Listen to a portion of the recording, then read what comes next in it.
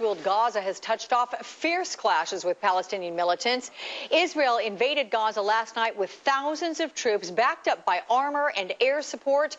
And the Israeli military says a total of 30 soldiers have been injured so far, along with dozens of militants. Well, the Israeli warplanes have struck some 4 dozen targets since this ground operation began. Israel says this could be one long fight ahead. Joining me live here in studio, MSNBC analyst Raghida Dergham, senior diplomatic correspondent for the London-based Al Hayat newspaper, and a good morning to you. I'm glad to have you here. The United States has blocked last night's activity there in the UN Security Council, saying that it was a statement calling for an immediate ceasefire. The U.S. said we're not signing on to this, believing that Hamas would ignore on their end of things any such warnings from the United States or the UN. How do you feel about that? Well, it's not a convincing argument. What was going on yesterday, they were trying to get a hold of the offensive, the ground offensive, so that by the time that President Sarkozy of France would go to the region, will display as much pressure on everybody to have a diplomatic effort succeed in bringing a comprehensive approach to solving this problem. The same thing with Arab foreign ministers that are on their way here to New York. Some have arrived already, and the idea was last time, Mahmoud Abbas would be coming later. The idea was last night to just halt the offensive while a more comprehensive approach is reached and negotiated. Some are talking about international conference possibly, some are only talking about monitors, but there is a need to do something. This all started back on, technically speaking, December 27th, a week and a day ago, 9 days ago. Would a UN directive or involvement have helped to stop the escalation? Well, surely had it been, at least, had it been approached, had it been allowed.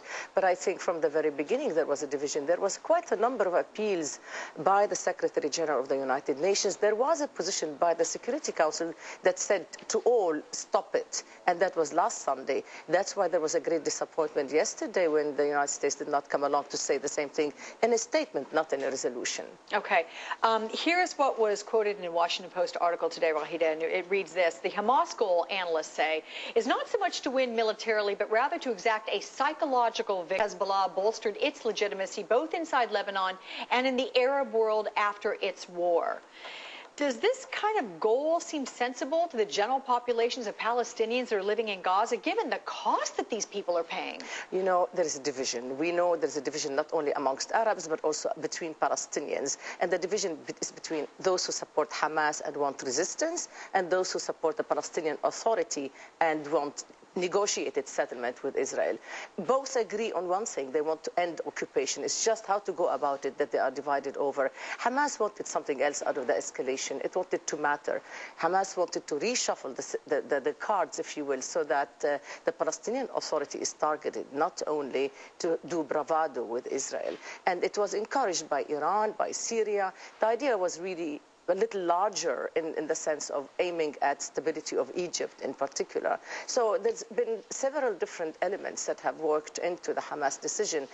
This decision has been helped by Israel. The Israelis accepted the escalation, and again, they also need an exit strategy because there is a humanitarian catastrophe in the making. Hamas is really not serving the Palestinians by escalating without any. By the way, the Iranians and the Hezbollahs and the Syrians have not come to the rescue of Hamas, nor to the Palestinians, innocent Palestinians under occupation and under bombardment now. Yeah, discussions that we will have a bit later on with you this morning about where is an Arab coalition a possibility. Raghida Dergham with Al Hayat newspaper. Raghida, thank you for this time around. Thank you. We're going to go now to Colorado. That is where many ski resort Square waved Israeli flags, while the other side carried signs in support of the Palestinians, though that demonstration remained peaceful. Joining me live here in studio is MSNBC analyst Raghida Dergham, a senior diplomatic correspondent for the London-based Al Hayat, and a good morning to you. Good morning to you. Last week, we had Palestinian President Mahmoud Abbas speaking, in which he said that Hamas could have avoided this latest conflict. And here's the quote. We talked to them and we told them, please, we ask you, do not end the truce. Let the truce continue and not stop, so that we could have avoided what happened. So why did Hamas end this truce? Because Hamas wants a place on the table, on the negotiating table. Hamas is just as confused as Israel is. They really don't have a clear purpose nor an exit strategy with this. And Hamas wanted to really undermine the Palestinian Authority and Mahmoud Abbas, who is actually the legitimate negotiator and partner in negotiations with Israel. So Hamas wanted to change the rules and be counted. That's why it escalated.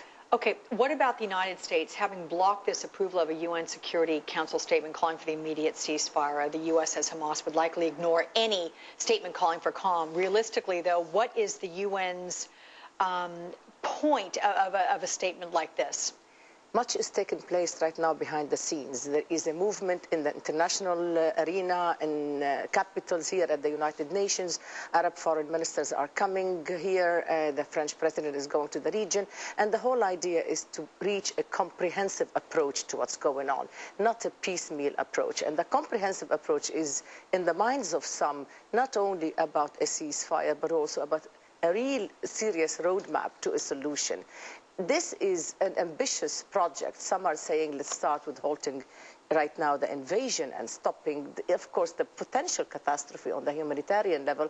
And some are saying, let us just really have this opportunity to call for an international conference and do something much more than doctoring. Okay, but very quickly, that was last night. Why did this all begin back on December 18, which that is when the rocket firing began at the end of the truce? Well, because everyone has been trying to position themselves with President-elect Barack Obama. This opportunity right now of time in the minds of Hamas and the Israeli authorities is the one opportunity whereby they can dictate things on the ground. I think really it's a very dangerous situation because there is no defined there's no defined purpose for either Hamas or Israel. And I think the Israelis are digging themselves in by further going into Gaza in the ground invasion because they are not certain if they can or they want to defeat Hamas totally, and they are not certain they can or want to occupy or reoccupy Gaza Strip. So it's really a predicament for Israel as well as it is for the international community and Hamas. Absolutely agree with that. Okay. Thank you very much, Raghida Dergham, as always. See you next hour. Well, today...